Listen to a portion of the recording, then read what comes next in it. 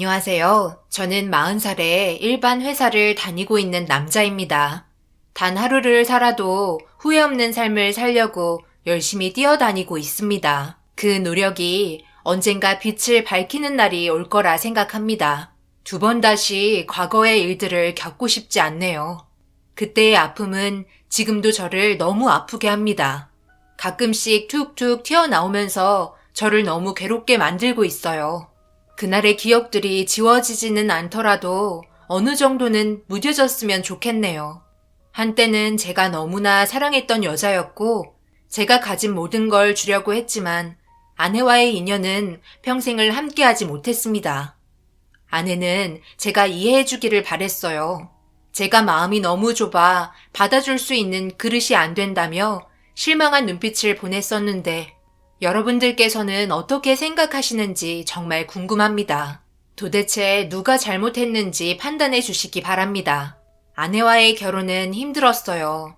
그 이유는 제가 능력이 부족해서 장모님이 저를 마음에 들어하지 않았고 그 문제가 점점 더 커지게 되었습니다. 웃는 얼굴에 침 못 뱉는다고 노력한다면 분명 받아줄 거라 생각했었어요. 그래서 결혼 생활하면서 최선을 다해 장모님께 잘 보이려 애를 많이 썼지만 장모님은 눈 하나 깜빡 안 하더라고요. 그리고 함께 모여있을 때 저보고 들으라며 인상을 찌푸리더니 한마디 하셨어요. 진경아, 네가 지금 살고 있는 집이 몇 평 정도 되니? 여기 근처에 신축 아파트 짓고 있는데 꽤 높은 가격으로 책정될 거라고 하던데 사람들이 그러는데 예상 분양가가 10억이 넘어갈 거라고 청약 신청하라던데 너희 청약 없지? 아, 청약은 있다고 그랬나? 그런데 돈이 없다고 그랬었지. 좋은 아파트 앞에 놔두고 들어가지 못하니 그림의 떡인가? 이래서 돈이 많은 남자랑 결혼을 하면 인생이 달라진다고 하는 거야. 저런 아파트 거들떠나 보겠어? 강남권에 있는 아파트에서 살고 있겠지. 아휴, 한숨만 나오네. 내 딸 곱게 키워놨는데 허름한 빌라에서나 살고 있고 이런 모습 볼 것 같아. 내가 돈 많은 집안에 결혼해야 한다고 했던 거야. 이제 엄마가 하는 말 어느 정도 이해가 되니? 엘리베이터 없는 빌라가 뭐냐? 괜찮아요, 엄마. 살면서 조금씩 넓혀가는 것도 재미있어요. 여기에서 한평생 살 거 아니잖아요. 걱정하지 마세요. 그이가 열심히 일하고 있으니 분명 좋은 결과 가져올 거예요. 이 사람만큼 좋은 사람도 없어요. 제가 왜 이 남자 선택했겠어요? 한눈 안 팔고 오로지 저를 위해 열심히 살고 있잖아요. 그러니 좋은 모습도 보려고 노력 좀 해보세요. 그래도 저를 사랑하고 있던 아내는 제 편을 들어주었고 그런 모습을 보니 마음이 든든하더라고요. 장모님의 눈살 찌푸릴 정도의 막말을 들어도 버틸 수 있었던 건 전부 아내가 저를 받쳐줬기 때문입니다. 제가 마음에 들지 않아 욕은 먹었지만 앞으로 살면서 언젠가 인정해줄 거라 생각하며 지내고 있었고 아내도 저를 항상 응원해 주었어요. 장모님과의 관계가 어찌되었든 저에게는 아내만 있으면 다른 건 다 감수할 수 있었습니다. 그러던 어느 날 퇴근하고 단둘이 저녁을 먹고 있는데 문을 쾅쾅 두드리는 소리와 함께 빨리 문을 열라며 재촉하는 장모님의 목소리가 들렸습니다. 엄마? 지금 시간이 몇 시인데 연락도 없이 어쩐 일이세요? 무슨 일이라도 있는 거예요? 급하게 오셨어요? 일단 순 좀 고르세요. 지금 저녁 먹고 있었니? 너희들 여기 좀 앉아봐라. 지금 밥이 목구멍으로 넘어갈 정도로 여유로운 시간을 보낼 때가 아니란다. 사위가 명문대나 좋은 직업을 가졌다면 내가 이런 생각도 안 들지. 이런 거 하나하나 신경을 써줘야 하니 내 입장이 얼마나 곤란하겠니? 너희 지금 결혼한 지 2년 정도 됐니? 그럼 벌써 소식이 들려야 하는데 왜 아직까지 아무런 말을 하지 않는 거야? 애가 들어서지 않는 거지? 너희들 계획은 하고 있다면서 내 말이 맞지? 그렇죠. 계획은 하고 있는데 생각보다 임신이 쉬운 게 아니더라고요. 그런데 그건 갑자기 왜요? 그렇지. 계획은 하고 있었는데 임신이 안 되는 거였지? 왜긴 왜야? 당연히 앞으로 태어날 아이에 관한 문제지. 고작 중졸에 검정고시 봤으니 그 머리에서 나온 유전자가 대단하겠어? 딱 그 수준으로 비슷하게 태어날 거라고는 생각 안 해봤지? 그리고 이서방 몸이 멀쩡하지 않으니까 여태 임신이 안 되는 거 아닐까? 진경이 너는 산부인과에서 검사했을 때 몸도 건강해서 문제없다고 했는데 이것 봐봐라. 이서방의 정자가 매가리가 없어서 임신하는 데까지 도달하지를 못하는 거잖아. 이러니 내가 속이 안 뒤집혀져? 너희들 절대 이혼할 생각은 없는 거잖아. 그래서 하는 말인데 좋은 유전자를 기증받아 아이를 가지는 게 좋을 것 같은데 어차피 아이 키우는 건 똑같으니까 그렇게 하는 게 어때? 장모님, 이 문제는 저희가 알아서 해야 될 문제라고 생각되는데요. 지금 하신 말은 아무리 생각해도 받아들일 수가 없네요. 어떻게 기증을 받아 임신을 해야 된다고 말을 하실 수가 있는 거죠? 정말 해도 너무 하시는군요. 당장 나가주세요. 어따 대고 나가라 마라 명령질이야. 내 딸 집에 내가 있겠다는데 감히 장모 말에 토를 달고 대들어? 장모는 자기가 하는 말을 순순히 받아들이지 않고 토를 달았다는 이유 하나로 저를 밀쳤고 저 또한 이건 아닌 것 같아 장모를 밖으로 내쫓았습니다. 아내는 험악해진 분위기에 당황스러워하고 있을 때 갑자기 저에게 화를 내기 시작했어요. 그 이유는 아무리 그래도 어른한테 소리치고 대드는 행동은 잘못됐다며 자기 엄마라고 두둔하기 시작했어요. 그때 너무 어이가 없어 아무 말도 하지 못했고 아내가 저에게 화를 내던 그때의 모습을 아직도 잊을 수가 없습니다. 지금 내가 잘못한 거야? 당신은 장모님이 한 말에 대해서 공감을 한다는 거야? 어떻게 나한테 화를 낼 수가 있어? 엄마가 한 말에 대해 화부터 낼 게 아니라 진지하게 생각해 봐야 할 문제라고. 우리 결혼하자마자 계획이 뭐였어? 아이부터 갖는 거였잖아. 그런데 봐봐. 지금 우리 결혼한 지 2년이 넘어가는데도 소식이 없잖아. 그래서 고민 끝에 해결해 주려고 하신 건데 그런 마음도 모르고 엄마를 밀쳐? 이 모든 게 당신 생각해서 하는 말이잖아. 엄마, 제 말이 맞죠? 그래. 우리 딸 그동안 마음고생이 심했구나. 엄마 마음 다 이해해주고. 내가 그동안 얼마나 힘들었겠니? 스트레스가 이만저만 아니었다. 그래서 나도 어떻게 하면 너희들에게 상처받지 않고 설명을 할 수 있을지 밤새 고민하고 찾아온 거야. 그런데 하나뿐인 사이가 내 맘 하나 몰라주고 나를 내쫓으려고 밀치니 얼마나 마음이 아프겠니? 되려 저를 이상한 사람 취급하기 시작했어요. 아내까지 그렇게 생각하고 있다는 자체가 더욱더 충격이었습니다. 결국 너무 어이가 없어 할 말조차 잃어버렸고 장모는 자기가 한 말에 대해 진지하게 생각해봐야 할 거라며 더 큰 소리치고 돌아가셨습니다. 장모가 돌아가고 정적만 남은 집에 아내와 단둘이 있으면서 서로 아무 말 없이 각자 떨어져서 지내야만 했어요. 당연히 제 편을 들어줄 거라고 생각했었는데 전혀 예상 밖의 전개가 흘러가 버려 실망이 많았어요. 아무리 검정고시를 보고 남들이 우러러 볼 수 없는 하찮은 직업을 가졌다 한들 그런 막말을 할 수가 있는 건지 이해되지 않았습니다. 그렇게 한참 동안 서로 냉전 상태에 있었고 아내는 장모와 통화를 조용히 주고받으며 무언가를 꾸미고 있는 듯 했어요. 저를 피해 다니며 행동하는 모든 것들이 의심스러워지기 시작했습니다. 한바탕 난리를 쳐서 그런지 그 뒤로 장모는 더 이상 저에게 아무 말도 하지 않았어요. 지렁이도 밟으면 꿈틀거린다고 속에 있던 말을 꺼내며 화를 내니 더 이상 장모도 저를 건드리지 않는 것 같았습니다.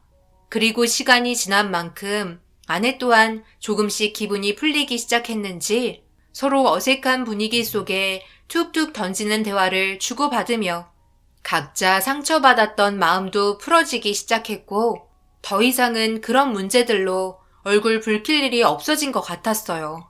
아내와도 다시 예전처럼 좋은 분위기를 만들어 나가기 시작했고, 장모는 여전히 무뚝뚝한 상태로 막말만 안 할 뿐이지 달라진 건 없었습니다.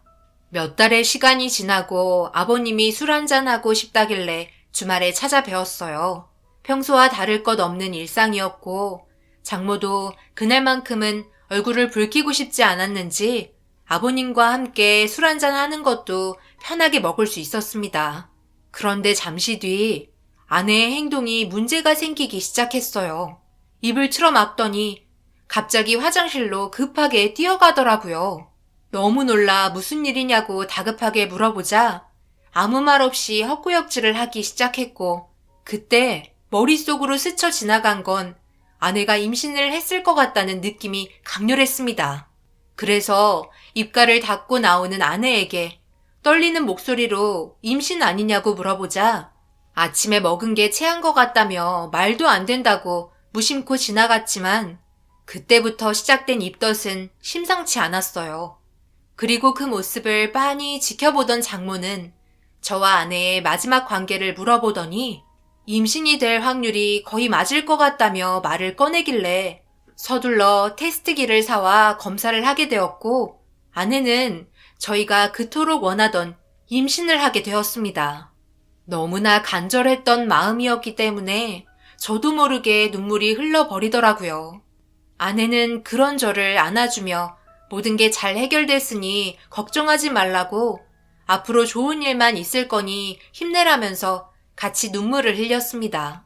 아버님과 장모도 함께 축하해 주었고, 조금씩 저에 대한 미움도 사라져 가는 것 같아 세월이 흐르면 모든 게 좋아질 거라 생각했어요. 행복한 시간은 확실히 빠르게 흘러가는 것 같았습니다. 입덧을 한 적이 엊그저께 같은데 벌써 만삭이었고, 건강상 아무런 문제가 없이 잘 자라주고 있는 뱃속의 아이가 하루빨리 세상 밖으로 나오길 원하며 그날을 기대하고 있는데, 만삭이 되면서 출산할 때가 가까워져서 그런지 심적으로 많이 불안해 보였고 얼굴 안색이 안 좋았어요. 걱정되는 마음에 이것저것 챙겨주려 했지만 출산날이 가까워 올수록 점점 더 신경질적으로 변했습니다. 그냥 가만히 두는 게 좋을 것 같아 말도 안 시키고 묵묵히 아내 곁을 맴돌며 필요한 것들이 있을 때마다 챙겨주고 있었는데, 맥주 한 잔을 먹고 눈을 붙여서 그런지 급하게 화장실을 가봐야 할 것 같아 일어나게 되었고, 제 옆에 있어야 할 아내가 없어서 방문을 열어본 순간 아내는 베란다에서 누군가와 통화를 하고 있었습니다. 늦은 새벽 시간에 얼굴이 사색이 된 채 심각하게 주고받고 있더니 눈물을 흘리며 좌절하는 것 같았어요. 도대체 무슨 대화를 이어나가는지 알고 싶어 커튼 뒤로 숨었고, 아내와 통화하는 사람은 장모라는 걸 알 수 있었습니다. 그리고 대화 소리에 저는 경악을 하고 말았네요. 이제 어쩔 거야. 엄마가 하라는 대로 했다가 지금 이 사태가 벌어졌는데 앞으로 나는 어떡하냐고. 내 인생 책임져. 제대로 알아본 것도 아니고 무턱대고 명문 수석 졸업자 정자라고 선착순으로 받아야 한다면서 날 끌고 가서 임신까지 되게 만들어 놓고 이제 와서 뭐라고? 지금 그게 말이 된다고 생각하는 거야? 그럼 뱃속에 있는 아이의 출신이 누군지 전혀 모른다는 거잖아. 차라리 잘 됐다고? 우리 남편이랑 비슷한 조건의 남자일지도 모르니까 티가 안 날 거라고? 지금 나한테 그런 말하면 위로가 된다고 생각해요? 엄마, 만약 그 문제로 그이가 이혼하자고 하면 내 인생 알아서 해. 나도 임신이 하도 안 돼서 남편 몰래 결정한 건데, 이런 문제가 생기면 내가 고민하고 결정한 게 모두 물거품 되었잖아. 저는 아내의 통화 소리에 그 자리에서 털썩 주저앉고 말았어요.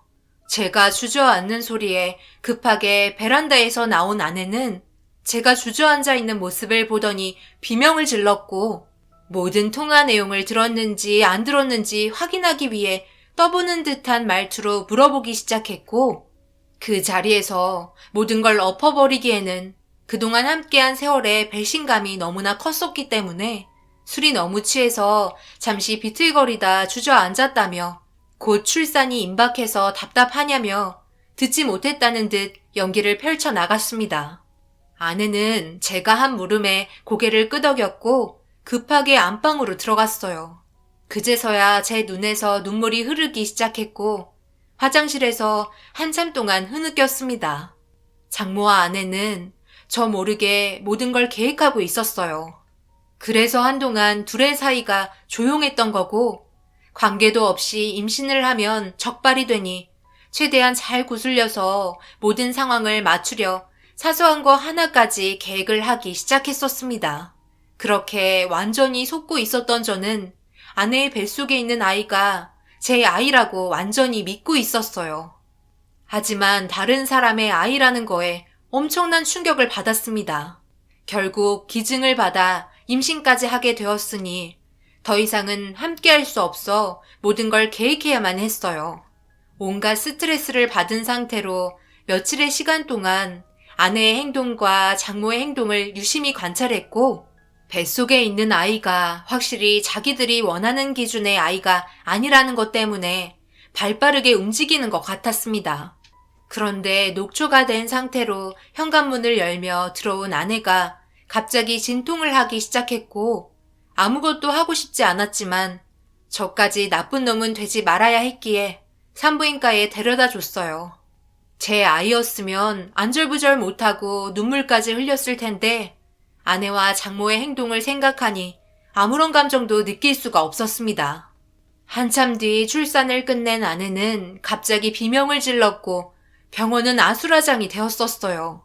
충격적이게도 제가 본 아이의 모습이 정상적이지 않았습니다. 태어났는데 장애를 가지고 있었고 그런 모습을 보고 있던 아내는 경악을 하고 있었어요. 한쪽 귀가 없이 태어나게 되었고 그 모습을 본 장모도 털썩 주저앉게 되었습니다. 그런데 갑자기 저에게 하는 말이 더 충격이었네요. 이게 다 자네 때문일세. 자네의 능력이 부족해서 이런 일이 생긴 거잖아. 어디 하나 마음에 드는 구석이 없으니 내가 믿고 살 수가 있나. 그런데 아이까지 이 모양 이 꼴이야. 어떻게 하나같이 정상적인 게 없는 거야. 검정고시 출신에 일반 회사에서 박봉 월급 받으며 생계 유지하고 있는데 하필 태어나도 장애아이가 태어나면 앞으로 어떻게 먹고 살라는 건지. 자네가 우리 집에 들어와서 되는 일이 하나도 없어. 앞으로 뼈가 부서지도록 일만 하게. 돈 버는 기계처럼 움직이란 말이야. 제가 왜 그렇게까지 해야 되는 거죠? 지금 뭔가 단단히 착각을 하고 계신 것 같은데요. 저는 그렇게까지 희생하면서 살아야 될 의무가 없습니다. 제가 모든 걸 모르고 있을 거라 생각하셨어요? 사람이 어떻게 이런 일들을 저지를 수가 있는 거죠? 정말 너무 어이가 없어서 할 말도 안 나옵니다. 검정고시 출신에 박봉 월급 받는 게 뭐 어때서요? 그렇다고 제가 따님 굶기길 했나요? 잘 살고 있는데 찬물을 끼얹은 건 장모님이시죠. 어떻게 저 몰래 둘이서 기증을 받아 임신을 할 수가 있는 거죠? 제가 모르고 있는 줄 아세요? 잘못은 전부 장모님이 하셔놓고 저에게 모든 걸 덤떡이 씌우려고 하시는 거예요? 이 말이 끝나는 순간 아내의 얼굴이 사색이 되었고 장모는 저를 보며 말을 더듬기 시작했어요. 그리고 아버님과 저희 부모님이 때마침 도착하셔서 이 모든 상황을 듣고 계셨고 충격적인 말을 듣게 된 순간 어머니는 주저앉고 말았습니다. 절대 해선 안 될 행동을 하게 된 장모가 너무 실망스러웠는지 아버님은 장모의 얼굴에 손이 올라갔고 아내는 그저 아무 말 없이 눈물만 흘리고 있었습니다. 장모는 절대 아니라며 난리를 쳤지만 결국 유전자 검사 불일치까지 나오게 되면서 모든 상황은 종결이 되었네요. 이혼 준비를 하려고 이것저것 알아보느라 바쁘게 움직이고 있었고 아내가 눈물을 흘렸어요.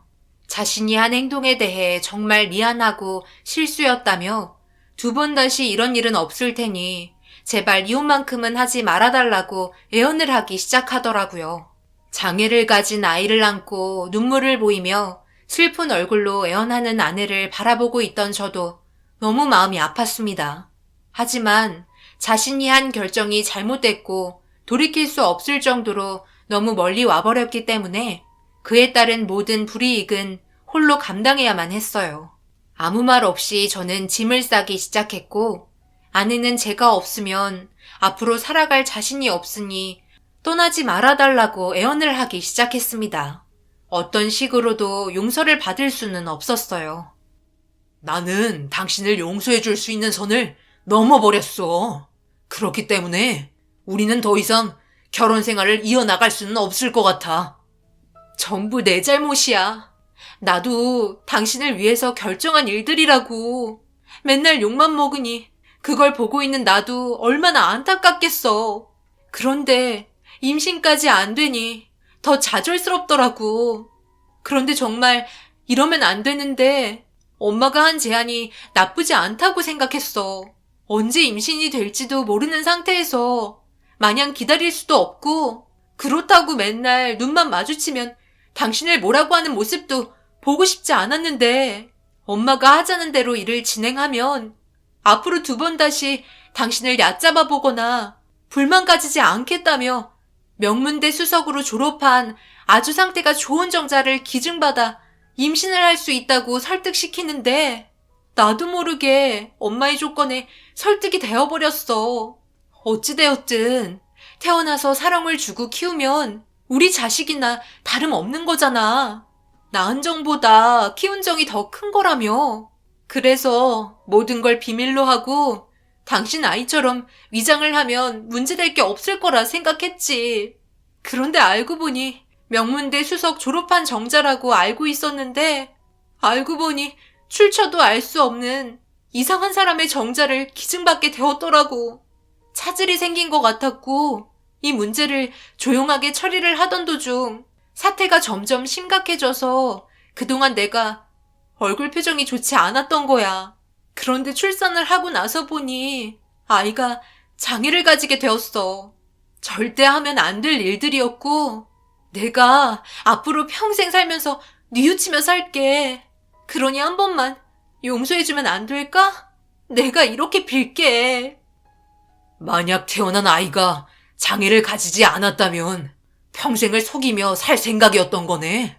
어찌되었든 나를 속이고 이 모든 걸 진행했는데 내가 평생 동안 당신을 어떻게 믿고 살 수 있을까?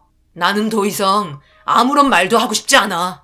나를 위해 했다고 얘기하지만 그건 당신 생각이고 당신이 내린 결정이야. 나를 위해서 한 게 아니라고. 그저 자신의 아이가 가지고 싶어서 조급한 마음에 결정한 거 아니야? 당신도 내가 검정고시 출신에 박봉받고 일을 하고 있으니 내 몸에서 나온 유전자도 똑같은 인생을 걷게 될까봐 그게 두려워서 내린 결정이겠지. 내 핑계 대지 마. 모든 건 당신 책임이니까. 아내는 제가 한 말을 끝으로 눈물을 흘리며 오열을 했습니다. 짐을 대충 싸고 이혼 서류를 건네고 나가려고 하자 지푸라기라도 잡으려는 심정인지 장모가 현관문을 열자마자 저를 보며 납작 엎드려 용서를 빌기 시작했고 그런 모습을 보니 한심하기만 했어요. 평생 지울 수 없는 죄인 거 알지만 딱 한 번만 죽은 사람 살린 셈 치고 용서해달라며 다리를 붙잡고 오열하셨습니다. 하지만 그럴 수 없었어요. 장모가 키운 판을 제가 수습할 이유는 없었으니까요. 장모가 붙잡고 있던 다리를 뿌리치고 밖으로 나왔고 저는 이혼 위자료 소송과 정신적인 손해배상 청구를 끝으로 그 사람들과의 인연을 마무리 지었습니다. 더 이상은 엮일 일이 없을 거라 생각하며 홀로 열심히 살아오던 도중 몇 년 뒤 정말 좋은 여자를 만나게 되었고 진심으로 저를 사랑해주며 처가 식구 모두들 사소한 거 하나라도 전부 챙겨주려고 하시는 분들을 만나 새로운 인생을 살기 시작했어요. 과거가 어찌되었든 현재가 너무 행복하기 때문에 그때의 일들은 전부 제 기억 속에서 지워졌다고 생각했었습니다. 그런데 갑자기 툭툭 튀어나오는 과거의 기억들이 저를 괴롭게 만들었고 그때의 서러움 때문인지 저도 모르게 눈물을 흘릴 때도 있었습니다. 이런 문제를 현재의 제 아내가 모르는 건 아니었어요. 저를 바라보며 모든 건 시간이 해결해 줄 거니 더 이상 과거에 얽매이지 말고 지금에 충실하라며 많은 격려를 해주었습니다. 과거의 일들이 자존감을 너무 낮춰버렸는지 회복되는 데는 더 많은 시간이 필요해 보였어요. 그렇게 조금씩 잊혀질 때쯤 아내와 함께 유모차를 끌며 시내를 걸어가고 있는데 반대편에서 걸어오던 한 사람과 눈이 마주치게 되었고 그 사람을 보자마자 너무 놀라 뒷걸음질 치게 되었네요. 다름 아닌 전 부인의 장모였고 그 사람도 저를 보자마자 잘 지내고 있는 모습에 화들짝 놀라 보였어요.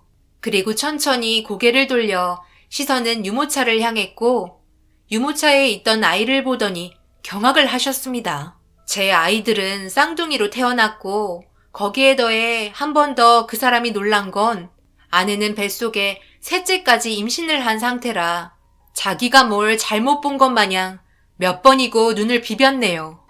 그리고 건물에서 다급하게 아이를 안고 나오던 한 사람은 장모에게 왜 먼저 나가냐고 성질을 부렸고 그 모습을 보니 초췌해진 얼굴빛과 육아에 찌들어 장애를 가진 아이를 키우는 게 많이 힘들었는지 불만을 털어놓고 있었어요.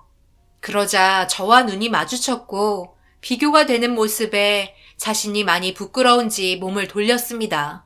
그런데 전부인 아이가 칭얼거리며 보채기 시작하자 힘겹게 진정시키고 있는데 아이의 눈이 이상하더라고요. 제가 인상을 찌푸리며 바라보고 있자 전부인의 장모는 저에게 눈에도 장애가 있어 앞이 보이지 않는다며 몇 초간 저와 제 아내를 바라보더니 그녀를 데리고 서둘러 자리를 피했습니다. 아내는 전부인이냐고 물어보았고 고개를 끄덕이자 고개를 돌려 도망치는 듯한 그 사람들을 바라보더니 그동안 정말 힘들었겠다며 저를 위로해줬어요. 그런데 갑자기 아내가 전부인의 장모가 이상하다며 말을 이어나갔고 고개를 돌려 두 사람을 보는데 장모가 가슴을 움켜쥐더니 고통스러운 눈빛으로 땅을 바라보고 있었어요. 그리곤 잠시 뒤 머리가 먼저 땅으로 떨어지면서 쿵 하는 소리와 함께 정신을 잃었습니다. 저는 그때 어떻게 해야 될지 몰라 머뭇거렸어요. 차마 그 사람들에게 다가갈 수가 없었고 만에 하나 구해주려 했다가 또다시 안 좋은 상황에 휩쓸리게 될 수도 있을 것 같아 몸을 돌려 모른 척 하자며 가던 길을 가려 했습니다. 장모가 쓰러진 주위로 사람들이 있어서 도와주고 있었고 숨을 안 쉬고 있다며 아무래도 심정지가 온 것 같아 심폐소생술을 해야 한다고 구급차에 요청을 하기 시작했고 그 말들이 제 귀에 들려오고 있었어요. 아내는 묵묵히 뱃속에 있는 아이를 어루만지며 다급하게 유모차를 끌고 자리에서 벗어나려 하는 저를 따라왔어요. 그리고 그때 이후로 두 번 다시 그 사람들을 만난 적은 없습니다. 제가 볼 땐 아마 전 부인의 장모는 세상을 떠났을 듯 싶네요. 너무 잘 살고 있는 모습에 충격을 받아 그로 인해 심정지에 오게 된 것 같습니다. 만약 살아있다면 그 사람들이 뿌린 대로 걷어들인 거니 앞으로의 인생 살아가면서 자신의 잘못을 뉘우쳤으면 좋겠어요. 한 번뿐인 인생은 어떻게 하냐에 따라 그 사람의 앞날이 달라지는 것 같습니다. 저는 지금의 아내가 있어 너무 행복하고 더욱더 열심히 살기 위해 두 발이 있는 한 쉬지 않고 뛰어다니며 살고 있습니다. 여러분들께서도 살면서 항상 좋은 마음으로 살아가셨으면 좋겠어요. 그렇게 한다면 언젠가 뿌린 씨앗은 좋은 수확물로 돌아올 거라는 걸 제가 확신할 수 있을 것 같네요. 제 사연 들어주신 분들 언제나 좋은 일 가득하시고 웃음이 끊이지 않는 삶을 살아가시길 바랍니다. 감사합니다.